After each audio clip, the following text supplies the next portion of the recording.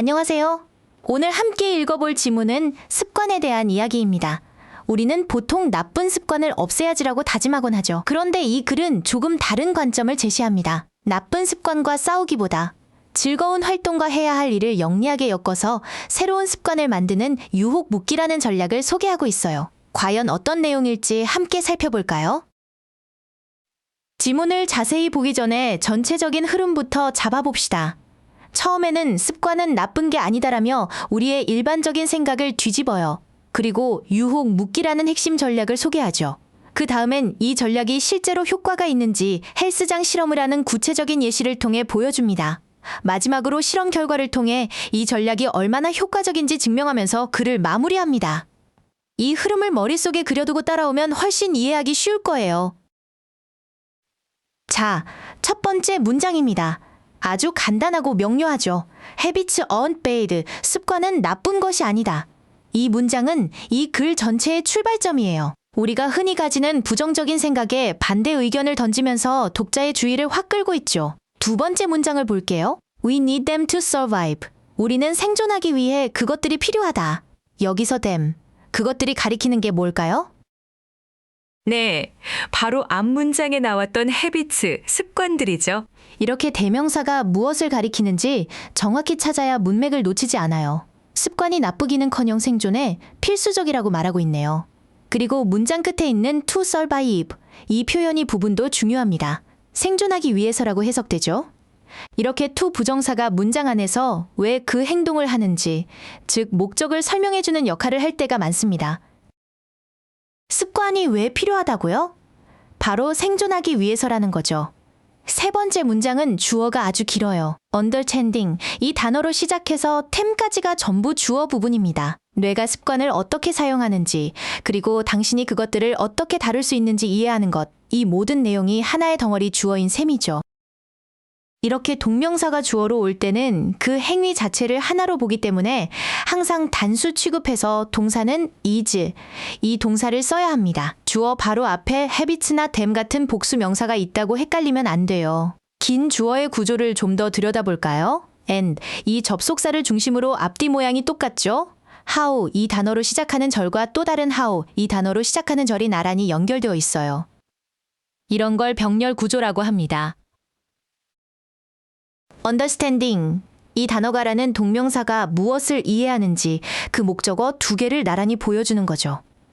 구조를 파악하면 긴 문장도 쉽게 해석할 수 있습니다. 네 번째 문장은 질문의 형태를 통해 글의 방향을 전환하고 있어요. 우리가 던져야 할 질문은 이것입니다. 당신은 정말 습관을 깨려고만 하고 있나요? 아니면 다른 습관에 붙이는 게 더 나을까요? 여기서 두 가지 선택지를 대조적으로 보여주죠. 기존의 방식인 break a habit, 이 표현과 새로운 방식인 attaching to another one, 그리고 이 새로운 방식에 괄호를 써서 temptation bundling, 즉 유혹 묶기라는 이름을 붙여줍니다. 드디어 이 글의 핵심 개념이 등장했네요. 괄호 안을 자세히 볼까요? known as temptation bundling. 여기서 known, 이 단어는 과거분사로 앞에 있는 대원, 이 명사를 꾸며주고 있어요. 유혹 묶기라고 알려진 것이라는 뜻이죠. 이 one, 이 단어가라는 것이 스스로 아는 게 아니라 알려지는 수동의 관계이기 때문에 과거분사 known, 이 단어를 쓴 겁니다. which is, 이 표현이 생략된 형태라고 이해하면 더 쉬워요. 자, 이제부터는 앞에서 소개한 유혹 묶기가 실제로 어떻게 작동하는지 구체적인 예시를 통해 보여줍니다.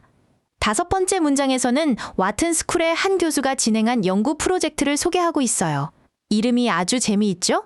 체육관에서 헝거 게임을 인질로 잡기라고 불리는 프로젝트래요. 여기서도 코일드, 이 단어는 앞에 리서치 프로젝트, 이 표현을 꾸며주는 과거분사로 쓰였네요. 문장 뒷부분에 where, 이 단어가 보이죠? 관계 where, 이 부사는 보통 장소를 나타내는 말 뒤에 와서 그 장소에서 일어나는 일을 설명해줘요. 여기서는 at the gym, 이 표현이라는 장소, 또는 더 넓게는 리서치 프로젝트, 이 표현이라는 상황을 받아서, 그리고 그곳에서 참가자들은 오직 헬스장에 있을 때만 오디오 기기를 사용할 수 있었다는 구체적인 실험 규칙을 설명해주고 있습니다.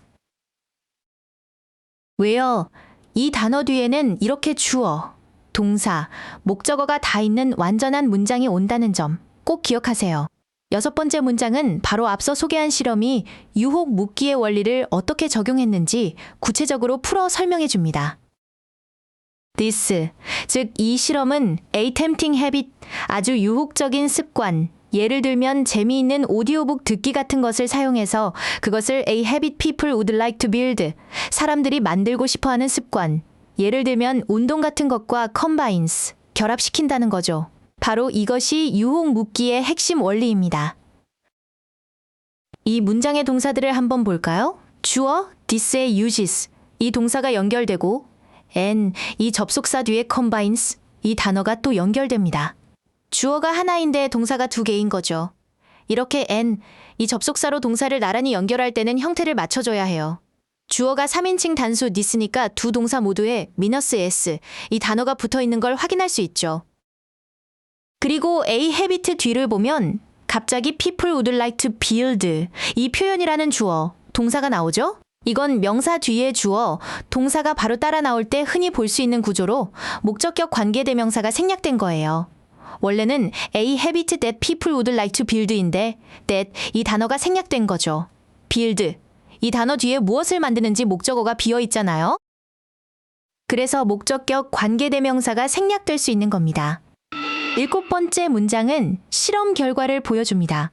문장 구조가 조금 까다로울 수 있어요. The participants whose devices.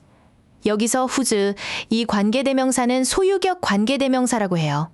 앞에 있는 participants, 이 단어와 뒤에 있는 devices, 이 단어를 연결해서 참가자들의 기기라는 소유의 의미를 만들어주죠. 그래서 자신들의 기기가 인질로 잡혔던 참가자들은 이라고 해석하면 됩니다.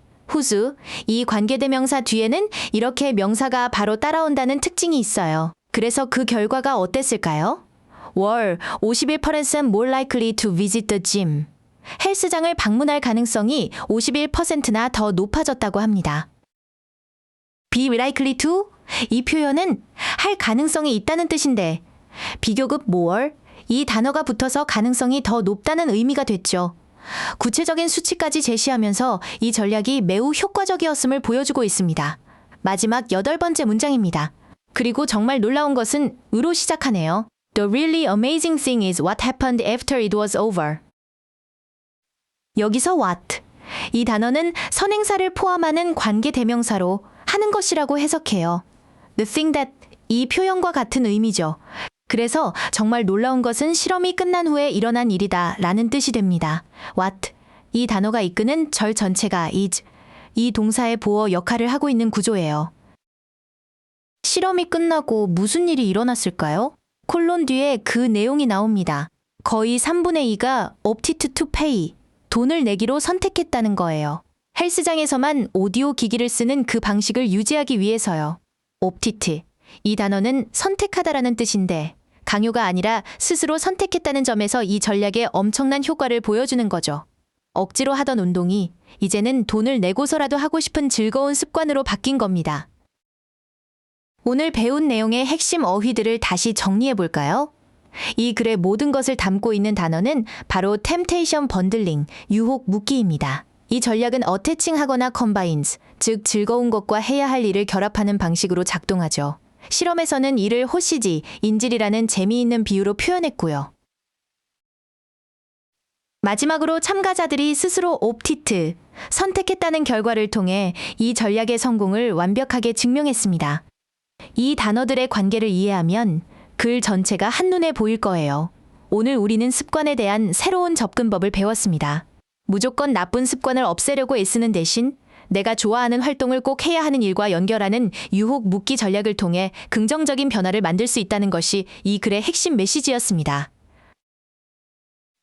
긴 문장의 구조를 파악하는 연습과 함께 글의 논리적인 흐름을 따라가는 독해 훈련도 꾸준히 해주시길 바랍니다. 수고 많으셨습니다.